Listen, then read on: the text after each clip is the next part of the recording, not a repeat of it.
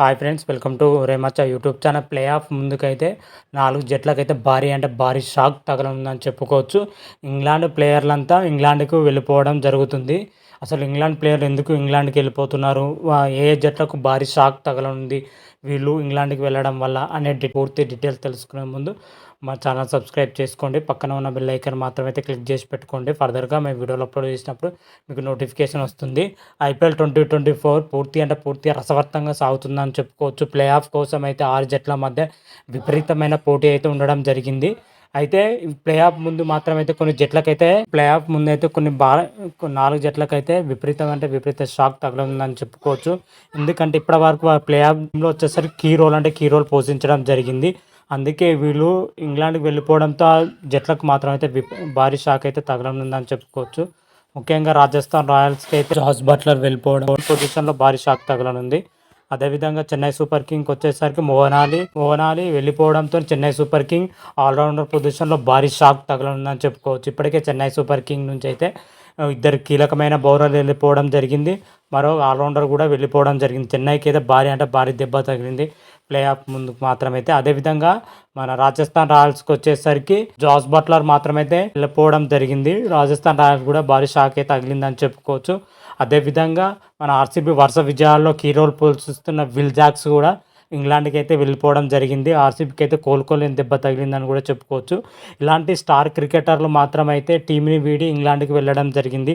ఎందుకంటే వచ్చే జూన్లో T20 ప్రపంచ కప్ ఉండడంతోనే వాళ్ళ ఇంగ్లాండ్ క్రికెట్ బోర్డు మాత్రమైతే వీళ్ళను రమ్మనడం జరిగింది. అందుకే వీళ్ళైతే ఐపీఎల్ని మధ్యలోనే వదిలిపెట్టి అయితే స్వదేశానికి అయితే తిరిగి వెళ్ళడం జరిగింది. మొత్తానికి ఓవరాల్గా ప్లేయర్లు చూసుకుంటే Moeen Ali, Jonny Bairstow, Jos Buttler, Sam Curran, Will Jacks, Phil Salt, Reece Topley వంటి ప్లేయర్లు మాత్రమైతే ఇంగ్లాండ్కి వెళ్ళడం జరిగింది. ఇందులో వచ్చేసరికి పంజాబ్ కింగ్స్ తర్వాత ఇద్దరు ప్లేయర్లు ఉండడం జరిగింది. జానీ బేస్టో అయితే షామ్ కరణ్ ప్రజెంట్ అయితే పంజాబ్ కింగ్స్ కెప్టెన్గా ఉండడం జరిగింది. అతను కెప్టెన్గా వెళ్ళిపోవడం పంజాబ్ కింగ్కి అయితే లోటైన చెప్పుకోవచ్చు. ఇంకొక మ్యాచ్ ఉంది పంజాబ్ కింగ్స్ మాత్రమైతే. ఆ మ్యాచ్లో మరి ఎవరు గెలుస్తారో ఓడిపోతారో అయితే లేదు. ఇద్దరు స్టార్ ప్లేయర్ లేకుండా పంజాబ్ కింగ్స్ అయితే బరిలో దిగే అవకాశం అయితే కనిపిస్తుంది. పంజాబ్ కింగ్స్ ఇప్పటికీ ఇంటికి వెళ్ళిపోవడంతో మాత్రం మ్యాచ్ కానీ అది ఉండనుందని కూడా చెప్పుకోవచ్చు.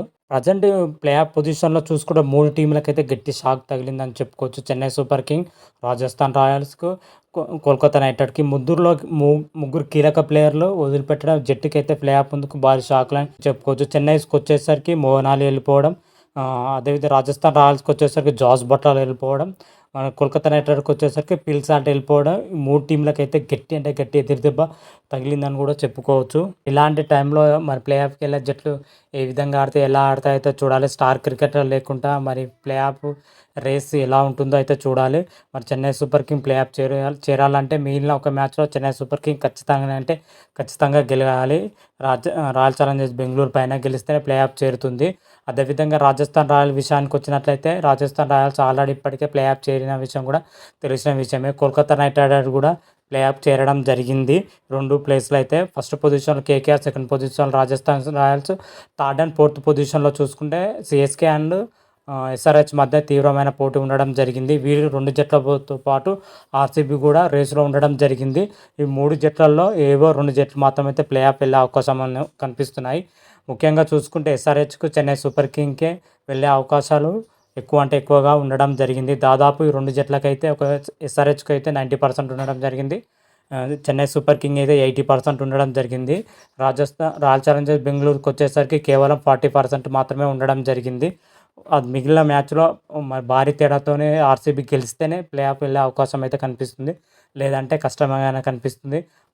మనకు తెలుస్తున్న మన టీమ్ అనాలిసిస్ ప్రకారం అయితే ప్లే ఆఫ్కి వెళ్ళే జట్లు మాత్రం అయితే ఇవే అని చెప్పుకోవచ్చు. Kolkata knight rider, Rajasthan royals, sunrisers Hyderabad, Chennai super king మాత్రమైతే ప్లే ఆఫ్ వెళ్ళే అవకాశాలు అయితే ఉన్నాయి. ఇవే జట్లు ప్లే ఆఫ్కి వెళ్తాయి. 100%లో 90% ఇవే జట్లు వెళ్ళే అవకాశాలు అయితే కనిపిస్తున్నాయి.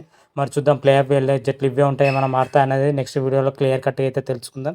అంతవరకు మీకు ఈ వీడియో కానీ నచ్చినట్టయితే లైక్ చేయండి, షేర్ చేయండి. మరిన్ని వీడియోల కోసం మా ఛానల్ సబ్స్క్రైబ్ చేసుకోండి. పక్కన ఉన్న బెల్ ఐకాన్ మాత్రమైతే క్లిక్ చేసి పెట్టుకోండి. ఫర్దర్గా మేము వీడియోలు అప్లోడ్ చేసినా మీకు నోటిఫికేషన్ వస్తుంది. హర హర మహాదేవ్, శంభో శంకర. Thank you.